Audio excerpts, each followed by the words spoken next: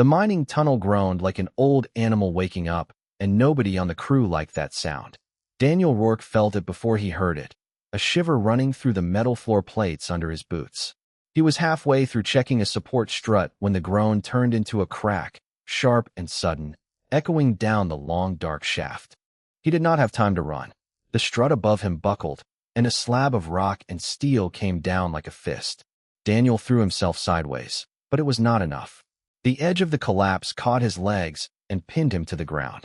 Pain exploded through his body, white and blinding, and for a moment the whole world was just noise and dust. Around him, the tunnel filled with shouting. Alien voices, clicking and buzzing in panic, mixed with the groan of settling rock. Daniel blinked through the dust and forced his mind to work. He was an engineer. He had studied structures his whole life. Even now, half buried under a mountain of debris, some part of his brain was already thinking about weight distribution and pressure points. "Do not move the east beam first," he shouted, his voice rough with pain but steady. "It's holding the ceiling. Clear the south side. Slow and careful."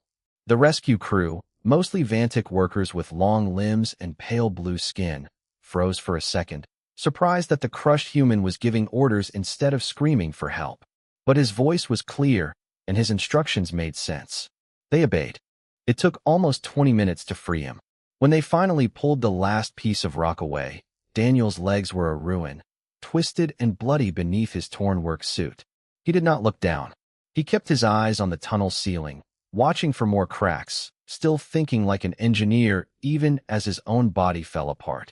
They rushed him to the colony's medical bay on a floating stretcher. The lights above him blurred into streaks as they moved fast through the corridors. Alien nurses spoke to each other in urgent tones, running scanners over his broken body. Daniel stayed quiet, breathing through the pain, saving his strength. The head physician, a tall Vantic named Thessa, examined the scans with a deep frown on her long face. She had worked with humans before, but she still found their fragile bodies strange. So much damage from so little force, and yet the human in front of her was barely making a sound. "The spine is shattered in 2 places," she said quietly to her assistant. "The nerve pathways in the lower body are destroyed. Even with our best treatments, this is beyond repair." She turned to Daniel, expecting him to be unconscious or in shock. Instead, his eyes were open, watching her carefully. "Give it to me straight, Doc," he said. "How bad?" Thessa hesitated. In her long career, she had delivered this news many times to many different species. It never got easier. She chose her words carefully, the way she always did. "Daniel, I am sorry. Your spine cannot be repaired with what we have here. The damage is too severe. You will not walk again." The room went quiet. Even the machines seemed to hush for a moment. The nurses exchanged glances, waiting for the human to break down, to cry, to scream, anything. That was what usually happened. Bodies were different across species, but grief looked the same on most faces. Daniel stared at the ceiling for a long moment. His jaw tightened, just slightly. Then he let out a slow breath. "Okay," he said simply. Thessa blinked. "Okay. Yeah." Daniel shifted his shoulders, trying to sit up a little despite the pain shooting through his back. "Not walking. Got it. Noted."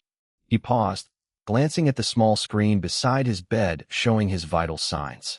"When can I get access to a terminal? I've got a status report due on the elevator project." The nurses looked at each other, unsure if he understood what had just been said. Thessa leaned closer, speaking slowly, the way she might to someone in shock. "Daniel, do you understand what I told you? Your legs will not work anymore. This is permanent." "I heard you," Daniel said, and there was no anger in his voice, no denial either. Just a strange, calm acceptance. "Legs don't work. That's a problem. I'll figure out how to work around it. But right now, the tunnel supports on level 4 are still weak, and if nobody fixes the load calculation soon, we're going to have a second collapse. So, terminal, please." Thessa did not know what to say. She had expected panic, or maybe deep sadness. She had not expected calm, focused determination, as if losing the use of his legs was simply one more problem to solve on a very long list of problems. She glanced at her assistant, who looked just as confused as she felt. Neither of them had ever seen anything quite like this. Humans, they had heard, were strange and stubborn creatures.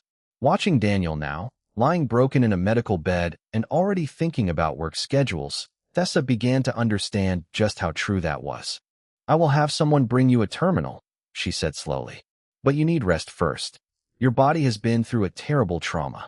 Noted, Daniel said again, closing his eyes. But the trauma can wait. The tunnel can't. Thessa left the room a few minutes later, deeply unsettled. She had delivered devastating news to countless patients over the years. She had never once had a patient respond by asking for a work terminal. As she walked down the quiet corridor, she found herself wondering what kind of species could take such terrible news and simply decide to keep moving forward, as if nothing could truly stop them at all. Thessa did not sleep well that night. She sat in her small office near the medical bay, staring at Daniel's scan results on her screen, trying to make sense of what she had witnessed. In 30 years of practicing medicine across a dozen different worlds, she had never had a patient react the way he did. Her assistant, a younger Vantic named Doro, knocked softly and stepped inside. "You're still here," he said, glancing at the clock. "It's late. I keep thinking about the human," Thessa said, not looking away from the screen. "Rourke, the engineer." Doro nodded slowly. "The one who asked for a terminal after you told him he'd never walk again." "Yes." Thessa rubbed her eyes. "Doro, in your studies, did you ever read about human psychology? Their relationship with pain and injury?" Doro sat down across from her, curious. "A little." "What?" "Because I do not think what I saw today was denial," Thessa said. "Denial looks different. Denial is confusion, anger, refusal to accept facts. This was something else. He accepted the facts completely. He simply did not let them stop him." Doro considered this. "I have heard stories," he said carefully, "from workers who came from the mining colony on the Outer Ring before they transferred here. There was a human there, a maintenance worker, who broke his arm in 3 places during a storm. Instead of going to the medical bay, he wrapped it himself with tape and cloth and finished repairing a broken generator because the storm was getting worse and people needed power." "What happened to him?" Thessa asked. "He finished the repair. Then he walked to the medical bay on his own, arm still wrapped, and only then let anyone look at it." Doro shook his head. "The other workers said he told them, and I remember this exactly because it confused everyone. The deadline doesn't care about my arm." Thessa let out a long breath. "The deadline doesn't care," she repeated softly. "That is a strange way to think." "Strange to us," Doro said, "but maybe not strange to them. Humans built their entire civilization in a very short amount of time, compared to most species we know. Some of our scholars believe it is because they refuse to stop, even when stopping would make sense to anyone else." Thessa thought about this for a long moment. She had read reports before, official documents about human labor practices, human military history, human sports, and endurance events. She had always found the stories interesting but somewhat exaggerated, the kind of thing that gets bigger every time it is told. Now, having seen it with her own eyes, she was beginning to wonder if the stories were not exaggerated at all. "I worry about him," she admitted finally. "Whether this is truly strength, or whether he is simply unable to process what has happened to him. Sometimes the mind protects itself by refusing to feel pain until much later, and when it finally does feel it, the damage can be worse." "That is possible," Doro agreed. "But there is another possibility too." "What is that?" "That for humans, work itself is a way of processing pain. Not avoiding it, processing it." Doro shrugged. "We will not know unless we watch him closely." Thessa nodded slowly, deciding that this was exactly what she would do. She stood and walked back toward the medical bay to check on her patient one final time before the night shift took over. When she reached Daniel's room, she found him not asleep, but sitting up in bed, a borrowed data pad balanced on his knees, eyes moving quickly across lines of text and numbers. He had convinced one of the night nurses to bring him basic access to the colony network, promising he would only look at engineering reports. "You are supposed to be resting," Thessa said, stepping inside. Daniel glanced up, not even slightly embarrassed. "I am resting. I'm lying down, aren't I?" "That is not what I meant." "I know." He offered a tired smile. "Look, Doc, I appreciate the concern. I really do. But lying here doing nothing is going to drive me crazy faster than any amount of work will. My brain needs something to chew on. Right now, that something is the elevator support system, because if nobody fixes those load calculations, We're looking at a repeat of what put me in this bed in the first place. Thessa studied his face carefully, searching for any sign of the breakdown she still expected to come. She saw exhaustion. She saw pain carefully controlled, but she did not see denial. He understood exactly what had happened to him. He simply refused to let it define what came next. Tomorrow, she said slowly, you will still be here, in this bed. Tomorrow, Daniel replied. I'm going back to work. In whatever chair or device you people have for this sort of thing. I'll be at my desk by morning. Thessa opened her mouth to argue, then closed it again. She had a feeling that arguing would accomplish nothing. Instead, she simply nodded and left him to his data pad, walking back through the quiet corridors of the medical bay, more curious about humans than she had ever been in her long career, and more certain than ever that tomorrow was going to be an interesting day. Morning on the colony did not look like morning anywhere on Earth. There was no sun, no sky, only the pale artificial light that slowly brightened along the ceiling panels of every corridor, tricking the body into thinking a new day had begun. For most of the crew, this gentle light was a signal to start moving slowly, grab something to eat, and ease into the day. Daniel Rourke did not ease into anything. He rolled into the command center exactly on time. Seated in a motorized mobility chair, the medical staff had rushed to prepare overnight. A thin blanket covered his legs, still wrapped and healing from the accident. A data pad was balanced across the chair's armrest, and a cup of coffee sat in a cup holder someone had improvised out of spare metal tubing. The room fell silent the moment he entered. Workers of several species turned to look, some openly staring, others trying and failing to pretend they were not. OSRA, the Vantic supervisor who had overseen the mining project and witnessed the accident firsthand, stood near the main console with her mouth slightly open. Rourke, she said slowly, using his surname the way most of the crew did. You were supposed to be resting. Physician Thessa said. Physician Thessa said I'd never walk again. Daniel interrupted, wheeling himself toward his workstation. She didn't say anything about not working. So here I am. Working. OSRA exchanged a glance with a nearby technician. Neither of them knew what to say. On most worlds, an injury like Daniel's would mean months, maybe years, of recovery and mental adjustment before returning to any kind of demanding work. Some cultures considered it disrespectful to even ask an injured worker to return so soon. You do not have to prove anything, OSRA said carefully. No one expects you to be here today. Daniel looked up at her, and for the first time that morning, something like real emotion crossed his face, not sadness, but a kind of quiet stubbornness. I'm not trying to prove anything to anyone else, he said. I'm doing this because sitting in a bed staring at the ceiling is worse than any of this. He gestured vaguely toward his legs. Work is what makes sense to me right now, so let me work. OSRA studied him for a long moment, then finally nodded and stepped aside. Daniel wasted no time getting started. Without the ability to walk the tunnels himself, he shifted his entire approach, pulling up live feeds from drones and wall-mounted cameras scattered throughout the mining site. He directed his team through a headset, his voice calm and clear, guiding them through repairs with the same precision he always had, just from a different vantage point. Camera 3, tilt down 15 degrees, he said, watching the screen closely. There. See that crack running along the support beam? That's what caused yesterday's collapse. If we don't reinforce that entire section, we're looking at the same problem in a different spot next week. The team on the ground followed his instructions, moving carefully through the damaged tunnel while Daniel watched from the safety of the command center. It should have felt strange, directing dangerous physical work from a chair, unable to move his own legs. Instead, it felt oddly natural to him, like his mind had simply found a new way to do the same job. A young alien technician named Vashi, still new to the crew, approached his station nervously around midday. Sir, she said, I wanted to ask, are you certain you should be here? After what happened? Daniel paused his work and looked at her, softening his tone. I appreciate you asking. Really. But I'm not made of glass, Vashi. My legs don't work right now, sure. That's a real problem. But my brain still works fine, and this job needs my brain a lot more than it needs my legs. So don't treat me any differently than you would have yesterday. Just help me get this done. Vashi nodded, looking relieved, and returned to her station without further hesitation. By early afternoon, Daniel had reviewed nearly every structural report from the mining site, cross-checking them against sensor data from the drones. Something in the numbers bothered him, a small inconsistency he could not quite place at first.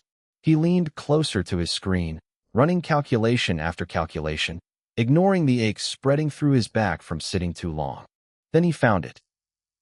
"OSRA," he called out, waving her over. "Come look at this." She crossed the room quickly, leaning over his shoulder to study the numbers on his screen. "What am I looking at?" "The support strut that collapsed yesterday. It wasn't a random failure," Daniel explained. "The original design calculations were off by a small margin, small enough that nobody caught it during inspection, but big enough that under the right pressure, it would eventually fail. And there are at least 6 more struts across the site built to the exact same specifications." OSRA's expression shifted from confusion to alarm. "You are saying there are more collapses coming?"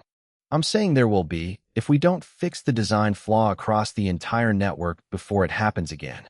Daniel pulled up a revised set of calculations he had already begun preparing. "I've got a fix. It'll take extra material and about 2 days of reinforcement work, but it'll stop this from happening to anyone else." OSRA stared at him, then at the screen, then back at him again. Just one day after being told he would never walk again, Daniel had not only returned to work, he had found the exact flaw that nearly killed him and was already solving it before it could hurt anyone else. "You truly are a strange species," she said quietly, though there was no longer any doubt or pity in her voice, only something close to respect. Daniel simply smiled and went back to his calculations, already thinking about the next problem waiting to be solved. News traveled fast on a colony where everyone lived and worked close together.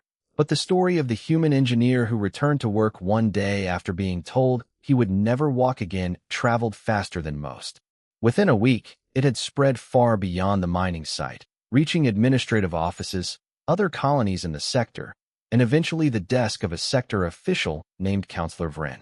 Vren was not an easy person to impress. He had spent decades managing labor policies across a dozen different colonies, and he had seen every kind of worker, from the hardest laborers to the most reluctant. When his assistant first told him about Daniel Rourke, he assumed it was an exaggeration, the kind of story that grows bigger with each retelling. "A human with a shattered spine returned to full duty the next day?" Vren repeated skeptically, reading through the report on his screen. "That seems unlikely or unwise." "The medical records confirm it, sir," his assistant said. "Physician Thessa personally verified his condition. He truly cannot walk. Yet his work output over the past week has actually increased compared to before his injury." Vren frowned deeply. In his experience, injuries like this were treated with great caution, both for the workers' physical health and their mental well-being. Rushing back to demanding work after such trauma seemed reckless, potentially even dangerous, not just for the human himself, but for the standard it might set for other workers across the sector. "This concerns me," Vren said. "If word spreads that an employer can expect this level of recovery and output from injured workers, other species may feel pressured to do the same, regardless of whether it is healthy for them to do so." He ordered a formal review, both of Daniel's specific situation and of human labor practices more broadly. Within days, Daniel found himself called before a small review panel, seated once again in his mobility chair, data pad in hand, as always. The panel room was cold and formal, with several officials seated behind a long, curved desk, Vren at the center. OSRA sat nearby as a witness, along with Thessa, both looking slightly uneasy about the proceedings. "Mr. Rourke," Vren began, his tone carefully neutral, "we have called this review because your recovery, or rather your return to work despite lack of recovery, raises certain concerns. We want to understand your reasoning and ensure that no one, including yourself, is being placed at unnecessary risk." Daniel nodded calmly, not the slightest bit intimidated by the formal setting. "I appreciate you looking into this, Counselor. Ask whatever you need to ask." "Very well." Vren glanced down at his notes. "Do you feel you were pressured, by your supervisors or by workplace culture, to return to duty before you were mentally or physically prepared?" "No," Daniel said simply. "Nobody pressured me. If anything, my supervisor and my doctor both told me to slow down. I made the choice myself." "And why did you make that choice?" Vren pressed. Most beings, after suffering an injury of this severity, would need significant time to process the trauma before resuming demanding responsibilities. Daniel considered the question carefully before answering. Because sitting still and doing nothing was worse for me than working. My body is broken. Counselor, that's true, and I'm not pretending otherwise. But my mind isn't broken. My skills aren't broken. The work I do doesn't require my legs. It requires my brain, and my brain is exactly as sharp as it was before the accident. Taking that away from me, telling me to just sit and wait and heal, that wouldn't have helped me. It would have made things worse. Vren studied him for a long moment, clearly unconvinced but willing to listen further. Let us look at the practical results, then. He gestured to a screen showing Daniel's production data since the accident. Your team's output has increased by nearly 12% since you resumed duty. You identified and corrected a structural flaw that likely prevented at least one additional collapse. Your morale reports from your team members are, frankly, higher than they were before your injury. People work better when they trust their leader isn't going to disappear on them the moment things get hard, Daniel said. I think that trust matters more than most people realize.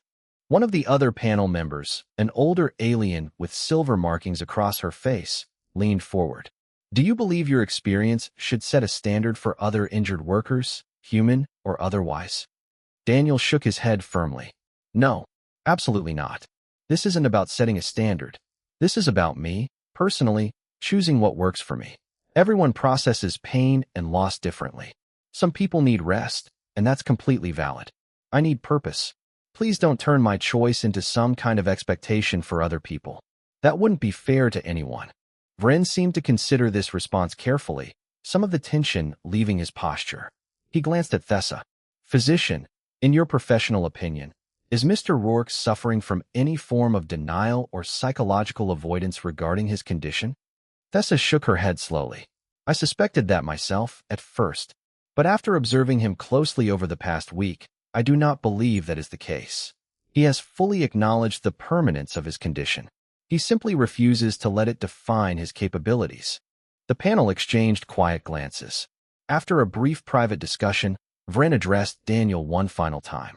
We will not be issuing any formal restrictions regarding your work status, Mr. Rourke. However, we will be closely monitoring your well-being going forward, purely as a precaution. That's fair, Daniel said, nodding. Can I get back to work now? We've got a support beam reinforcement scheduled for this afternoon, and I'd like to review the plans before it starts. Vren allowed himself the faintest hint of a smile, something rare for him. You may go, Mr. Rourke. As Daniel wheeled himself out of the room, Vren remained seated, staring thoughtfully at the closed door. He had reviewed countless labor cases in his career, but none quite like this one. There was something unsettling, and yet strangely admirable, about a species that refused to let broken bodies mean broken purpose. He made a quiet note to keep a closer eye on human workers going forward, not out of suspicion, but out of genuine curiosity about what else they might be capable of. 3 weeks after the review panel cleared him to keep working, Daniel had settled into a new rhythm. His mornings began the same way every day, arriving at the command center early, coffee in hand, ready to direct the ongoing reinforcement of the tunnel network. The crew had grown used to seeing him in his chair, no longer whispering about it, simply treating him as they always had, as their engineer. That rhythm broke apart on a Tuesday, without any warning at all. An alarm tore through the command center, sharp and urgent, followed immediately by a wave of red warning lights across every screen. Daniel's hands moved instantly to his console, pulling up diagnostic feeds before anyone else in the room had even fully registered what was happening. Pressure breach, he said, his voice cutting through the rising panic around him. Section 7, near the main elevator shaft. It's spreading fast. OSRA rushed to his side, her communicator already buzzing with frantic reports from the field. The support network is failing, she said, reading the incoming messages quickly. Multiple bulkheads are not responding to remote commands. We have workers trapped on the far side of the breach. Daniel's eyes moved rapidly across his screens, processing the failing systems, the trapped locations, the spreading pressure loss. Most of the senior engineers who understood the elevator's failsafe systems were either off duty or, worse, trapped on the wrong side of the breach themselves. I know this system, Daniel said, already pulling up the emergency override protocols. I built half of these failsafes myself. OSRA, I need full control access now. OSRA did not hesitate. Granted, do whatever you need to do. Daniel's hands flew across his console, rerouting power, sealing what bulkheads still responded, and pulling up drone feeds from every corner of the affected section. Chaos filled his screens, flashing warnings, dropping pressure readings, and the frightened voices of trapped workers coming through the comm system. Among those voices was Vashi, the young technician who had once nervously asked if he should really be working. She was trapped near a damaged power conduit, her voice shaking as she spoke through her headset. I can't get the backup bulkhead to close, she said, panic rising with every word. The controls aren't responding, and the pressure keeps dropping. Vashi, listen to me. Daniel's voice remained perfectly steady, cutting through her fear like a calm hand on a shaking shoulder. I need you to stay where you are and breathe.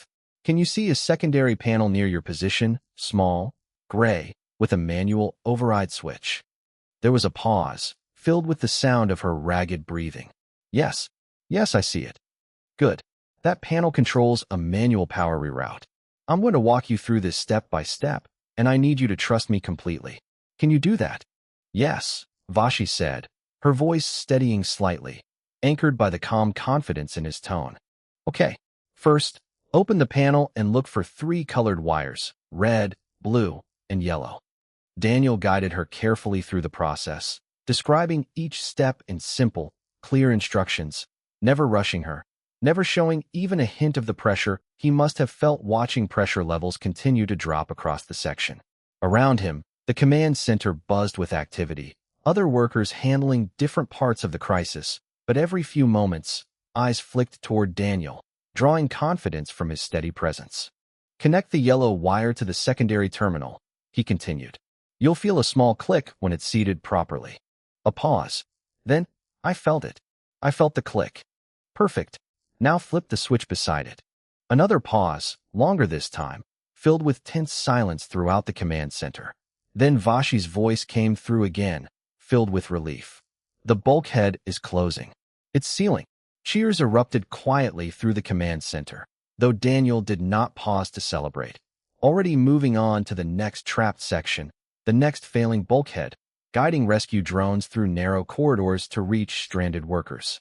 For nearly 2 hours, he coordinated the entire emergency response from his chair, never once raising his voice, never once showing panic, simply working through each problem with the same calm focus he brought to everything else.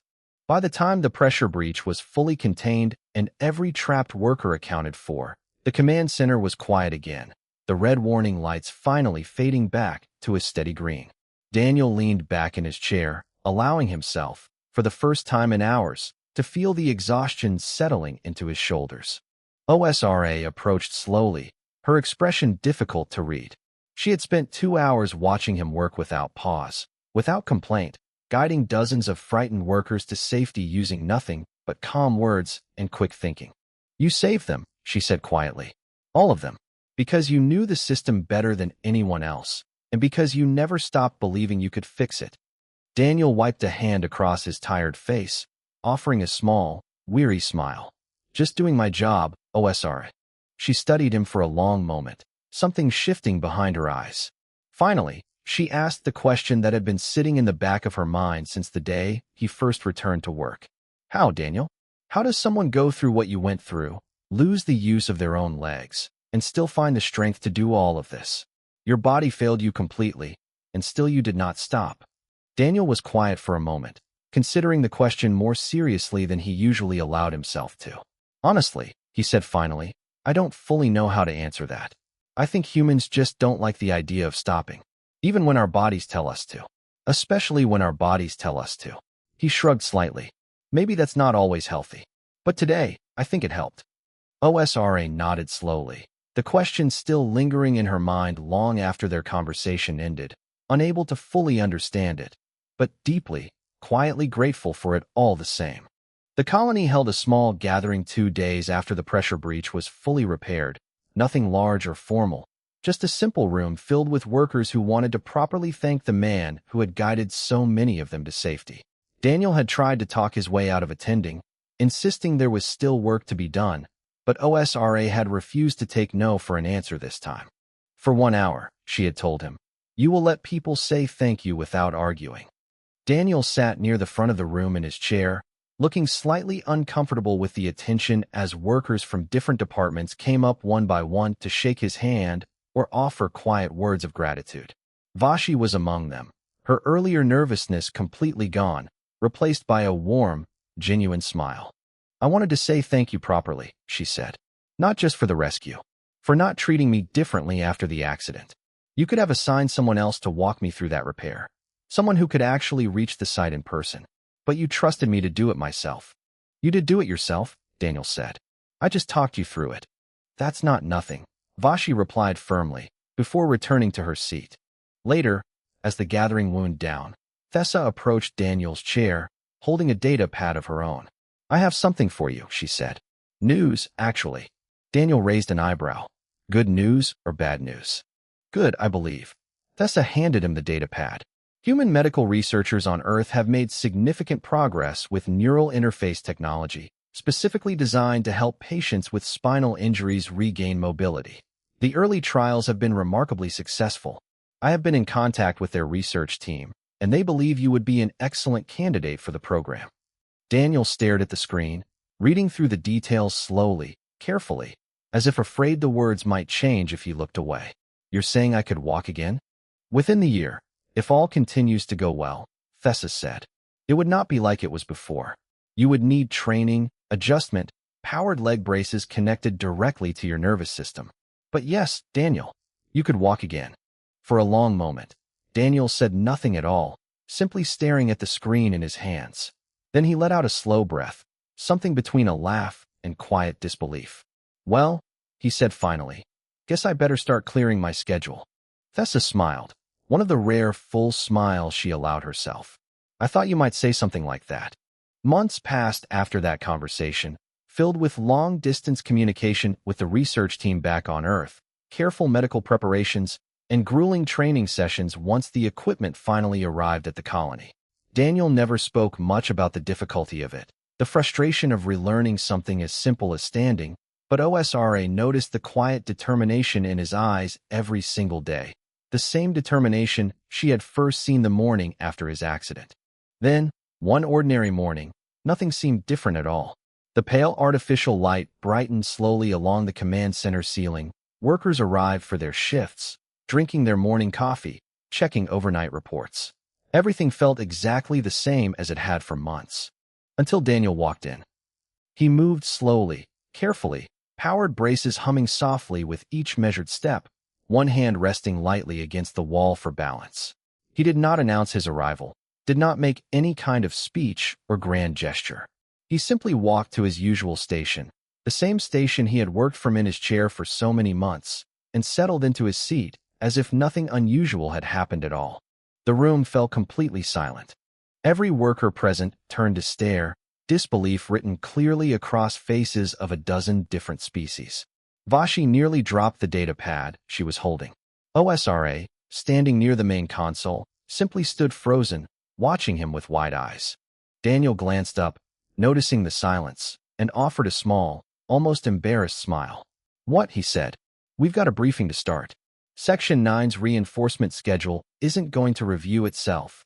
Slowly, quietly, the room began to move again, workers returning to their stations, though many continued glancing toward Daniel throughout the morning, still processing what they had just witnessed. OSRA crossed the room and stood beside his station, watching him pull up the morning reports exactly as he always had. You could have told someone, she said. Given us some warning. Daniel shrugged, focused on his screen. Didn't seem necessary. Figured I'd just show up and get back to work. Seemed to work out pretty well the first time. OSRA studied him for a long moment, thinking back to that very first morning, the human who had been told he would never walk again, only to return to his desk the very next day, refusing to let a broken body define what he could still accomplish. She thought about the review panel, the pressure breach, the countless small moments since then where Daniel had simply kept working, kept solving problems, kept moving forward no matter what stood in his way. For so long, Her species had measured strength by physical wholeness, by the ability of a body to endure and perform. Watching Daniel now, standing on legs that had been rebuilt through sheer human stubbornness and modern science combined, she finally understood that humanity measured strength differently. Not by what their bodies could do, but by what they will refuse to let stop. She said nothing more, simply returning to her own station as the morning briefing began, Daniel's steady voice filling the room once again, exactly as it always had, exactly as it always would.